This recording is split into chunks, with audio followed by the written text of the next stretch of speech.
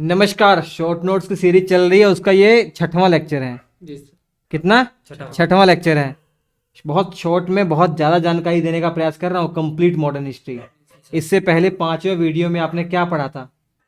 बंगाल के बारे में पढ़ा था, बंगाल के नवाबों के बारे में पढ़ा था। अंग्रेजों ने प्लासी का युद्ध, बक्सर का युद्ध जीता, पूरे बंगाल पर कैसे अधिकार कर लिया, जीत लिया, देख लिया आपने। और अब वो मैसूर पर अपनी नज़र डाले हुए हैं, कर्नाटक पर अपनी नज़र डाले हुए हैं। तो यहाँ पर वो 4 युद्ध लड़ते हैं, 4 आंग्ल मैसूर युद्ध होते हैं। उसके माध्यम से पूरा मैसूर उनके अंडर में आ जाता है। वो समझने का प्रयास करते हैं। यहाँ हैदर अली है, उसका बेटा टीपू सुल्तान है। 2 लोगों पर बातें पूरी केंद्रित हैं। तो डिटेल में थोड़ा सा पढ़ लिया आपने पहले से, शॉर्ट में जल्दी से पढ़ते हैं। स्क्रीन पर आपके दिखाई दे रहा होगा। देखिए भैया, विजयनगर साम्राज्य मध्यकालीन इतिहास में पढ़ा आपने। कृष्ण देव राय भैया क्या महान शासक थे। सबसे महान शासक विजयनगर साम्राज्य के कृष्ण देव राय थे। ठीक है। जब विजयनगर साम्राज्य का पतन होता है, उसके बाद कर्नाटक वाले क्षेत्र में एक वंश उभरता है, वोड्यार वंश। वोड्यार वंश में 1734 से 1766 तक एक शासक थे, बहुत कमजोर शासक थे, चिक्का कृष्णराज सेकंड। ये इतने कमजोर थे कि इनके जो मंत्री थे, मंत्री 2 भाई थे, नंदराज देवराज, इनके अधीन वो जो है पूरा शासन था। वास्तविक शासक किसके अधीन थी? नंदराज और देवराज के। तो चिक्का कृष्णराज तो नाम के ही शासक थे। मेन शासन कौन चला रहे थे? नंदराज और देवराज। नंदराज देवराज ने अपना एक सैनिक नियुक्त किया हुआ था, हैदर अली। समझ में आ रहा? मतलब नंदराज और देवराज के जितने भी सैनिक थे, उनमें एक बहुत सैनिक, इंपॉर्टेंट सैनिक कौन है? हैदर अली। बहुत इंपॉर्टेंट था। इसका प्रमोशन भी करते रहे ये लोग, लेकिन फाइनली हैदर अली ने नंदराज की हत्या कर दी और उसके बाद अपने आप को स्वतंत्र शासक घोषित कर दिया मैसूर का। 1760 में नंदराज की हत्या की, 1761 में इसने अपने आप को मैसूर का शासक घोषित कर दिया।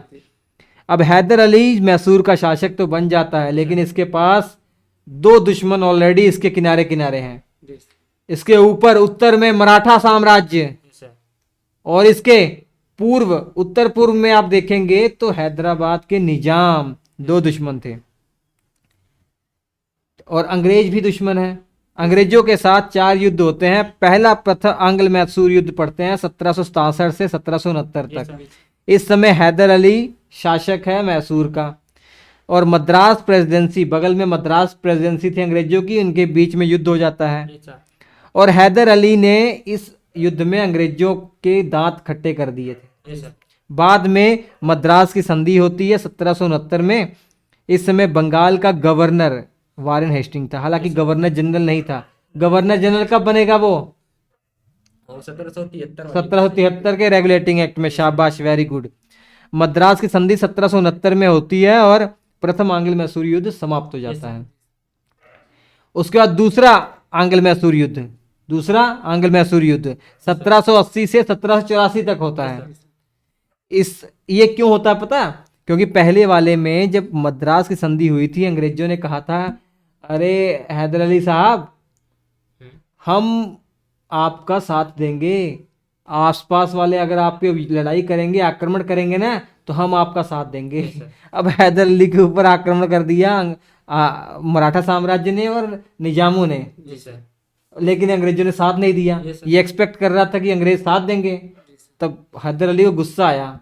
हैदर अली ने आक्रमण कर दिया किसके ऊपर? अंग्रेजों के ऊपर। तो वहां सबसे पहले इसने कर्नल वैली को हरा दिया। उसके बाद जब ये पता लगा तो अंग्रेजी और सेना टुकड़ी भेजी गई आयरकूट के नेतृत्व में। तो आयरकूट ने पोर्टोनोवा का युद्ध लड़ा हैदर अली से और हैदर अली को हरा दिया 1781 में। इस युद्ध में बुरी तरीके से घायल हो गया हैदर अली और इसकी मृत्यु हो गई 1782 में। इसके बाद इसका बेटा टीपू सुल्तान, वो इस युद्ध को कंटिन्यू करता है, लेकिन समझौता कर बैठता है अंग्रेजों के साथ, जिसे मंगलोर की संधि कहते हैं। मंगलोर की संधि के साथ बहुत सारा साम्राज्य अंग्रेजों को दे दिया टीपू सुल्तान ने। ठीक है। तो तीसरा आंग्ल मैसूर युद्ध होता है 1790 से 1792। इस युद्ध में अंग्रेजों ने आक्रमण कर दिया टीपू सुल्तान के ऊपर। टीपू सुल्तान उस समय श्रीरंगपट्टनम का राजा जो था श्रीरंगपट्टनम इनकी राजधानी थी, Yes, sir. आक्रमण कर दिया। अंग्रेजों की सेना का नेतृत्व कैप्टन मिडोज कर रहा था। Yes, sir. उस समय बंगाल का गवर्नर जनरल लॉर्ड कॉर्नवालिस था, पूछा भी जाता है ऐसा। Yes, sir. श्रीरंगपट्टनम की संधि 1792 में होती है और ये युद्ध समाप्त होता है। इसमें और नुकसान हो जाता है टीपू सुल्तान का, बहुत सारा क्षेत्र और ले लिया जाता है। Yes, sir. और फाइनली चौथा आंग्ल मैसूर युद्ध जो फाइनल 1799 में होता है, टीपू सुल्तान इसमें मृत्यु हो जाती है। Yes, sir. ये युद्ध जब होता है, बंगाल का गवर्नर जनरल लॉर्ड वेलेस्ली था। लॉर्ड वेलेस्ली ने एक संधि शुरू की हुई थी, Yes, sir. सहायक संधि। Yes, sir. इसके तहत जो भी देसी रियासत सहायक संधि अपना लेती थी उसको अपने दरबार में अंग्रेजों की सेना रखनी होती थी। Yes, sir. पूरा कंट्रोल अंग्रेज एक तरीके से कर रहे हैं। Yes, sir. दरबार में एक अंग्रेज अधिकारी रखना पड़ता था। Yes, sir. उस अंग्रेजी सेना का जो खर्चा है वो बेचारा राजा ही देखेगा। Yes, sir.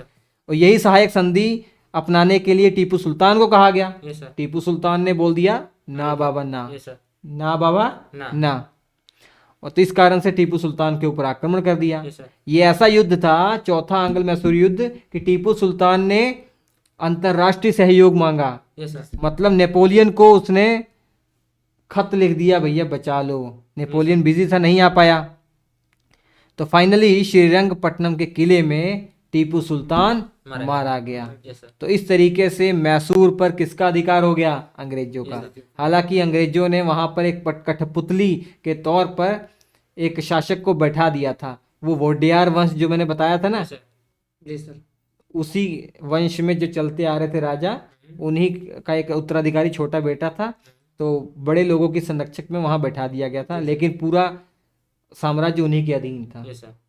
तो ये है भैया क्या, मैसूर और अंग्रेजों का संघर्ष, सारी कहानी।